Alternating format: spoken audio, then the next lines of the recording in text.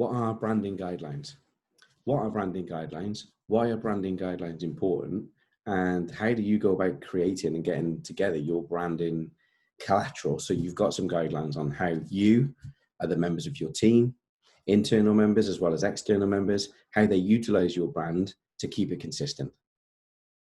So branding guidelines sounds like a really kind of posh word or posh description that the big agencies talk about or big businesses talk about. But I'm a small business and I've been supporting small businesses for many, many years. And we always want to be the speedboat that is around small business, because large businesses like oil tankers that take a long time to turn and pivot and all that sort of stuff and slow down and change direction. So celebrate that uniqueness of being a small business.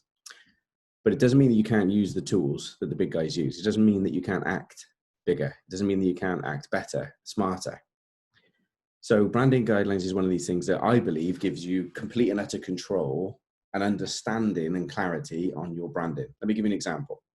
So branding guidelines contain things like the logo and how you use it. Not just the logo in terms of the image, but also the different types of images. So a JPEG, for example, just a flat image. But you might also have a PNG with a transparent background. A PNG is a type of file and a JPEG is a type of file. So a .jpeg, .png. PNG can be transparent, which means I could put that logo onto any color and effectively it can work. However, if you notice the color of the hair of the rhino, the SkineeRino, as soon as you start putting that on colored backgrounds, you risk compromising the color. So transparent images can be challenging and stuff.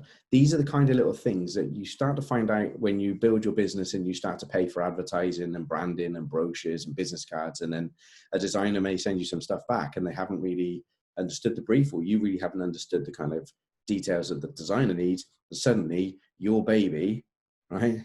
So either side, your baby looks like someone's kind of disrupted it. So this goes down to really, really simple things. So I'm going to lay these out for you now.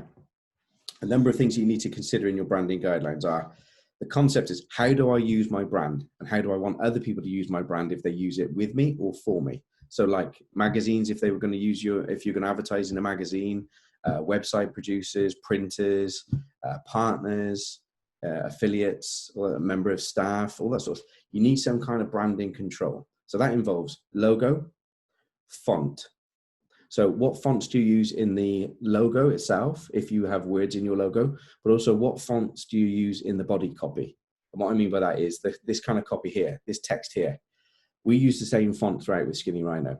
It makes it easier, builds consistency, and it enables people to familiarize themselves with something psychologically, which is every time they see our text, every time they see our logo, every time they see the rhino, every time they see the SR green stamp, they will start to associate psychologically with us. And that's a good thing because it builds emotion. And emotion is great because it helps build relationships. And relationships are great because it helps build business. So the colors that we use, obviously we've got very colorful hair on the rhino, but we've got the green stamp on his t-shirt if you look closely, and then we've got the rhino stamp. And when we designed this logo, we wanted it to be a little bit funky because the three key elements of SkineeRino are punk, a little bit out there, a little bit DIY ethic, a little bit non-conformist, anti-establishment. But also the fact that everyone wants a sparkly unicorn in terms of their marketing.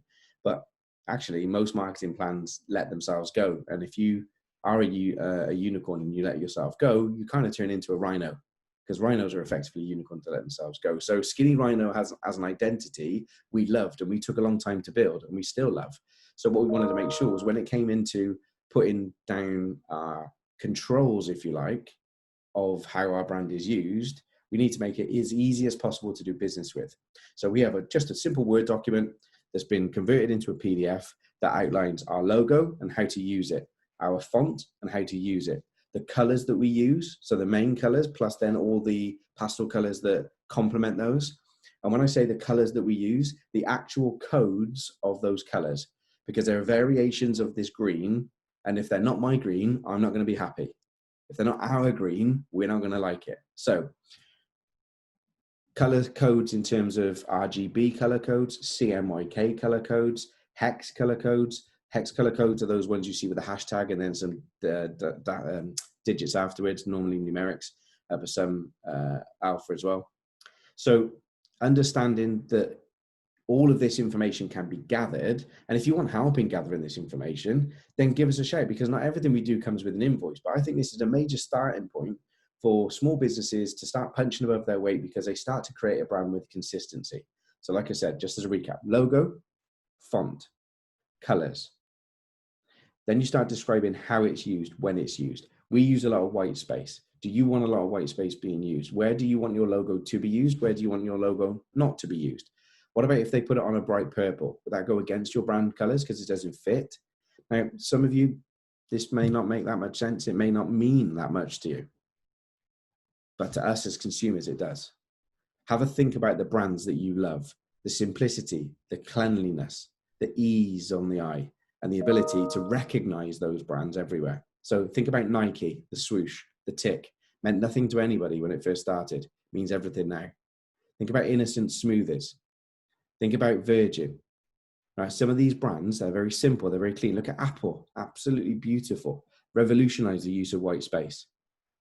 But all I'm asking you to do is consider what are your brand guidelines. And if you want to know how you put them together, just give us a quick shout and we'll talk you through it. But basically create a Word document that highlights and demonstrates that you have a bank of images and a bank of colors and a bank of fonts that you stipulate when they get used, how they get used, in what size, in what color, in what format, in relation to your logos, in relation to print, in relation to web, in relation to social media images and stuff. So whenever you start working with any of these external agencies, you are already a step ahead because you've got better control of your brand. So you can send them a document that stipulates how and when you want it to be used, or how and why you want it to be used, rather than allowing them to almost take your baby and start to disrupt it too much. So I hope that's helpful. Branding guidelines, vitally important, very simple step in terms of getting control of your brand, something you can do very easily. Give us a shout at SkineeRino. Catch up soon. Thanks very much.